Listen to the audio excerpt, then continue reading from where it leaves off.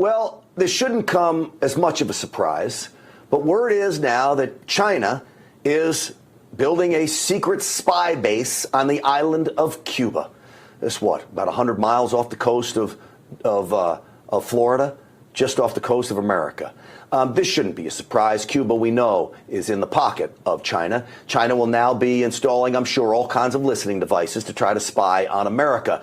What we really need to know, though, is that China's already here in the United States spying on us with their secret police stations, and then, of course, inside the Department of Justice. So many cases of Chinese infiltration there. You know, I tell you all the time about the case of Miles Guo, the Chinese billionaire, the dissident who has spoken out so strongly against the Chinese Communist Party. He predicted the COVID virus being unleashed on the United States. He predicted the indictment of President Trump. And lo and behold, what happened?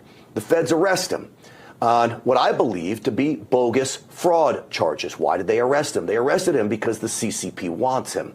Well, Miles Guo apparently has friends in Congress.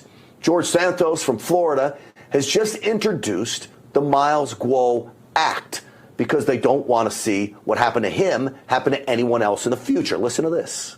This is why I'm unapologetically pushing back on the CCP and calling on the House Judiciary Committee, the DOJ, and the Select Subcommittee on weaponization of the federal government to investigate the CCP infiltration on the U.S. government and do all they can to free Miles Guo. That the CCP is accomplishing its goal of infiltrating the United States indigenously, and all the while perpetrators, the real threat to the American people, are let out on the streets, and harmless political targets remain behind bars with justice denied.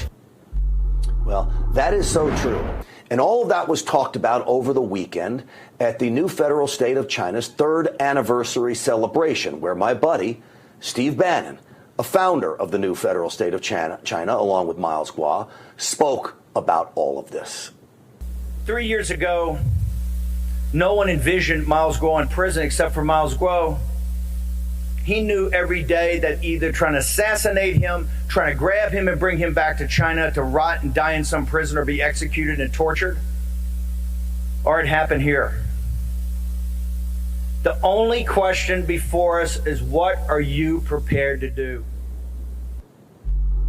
Well, this is a question for all of us. And the reason I talk about this story is because it is a sad American story about how far our Justice Department has fallen and fallen into the hands, I believe, in many respects, of the Chinese Communist Party.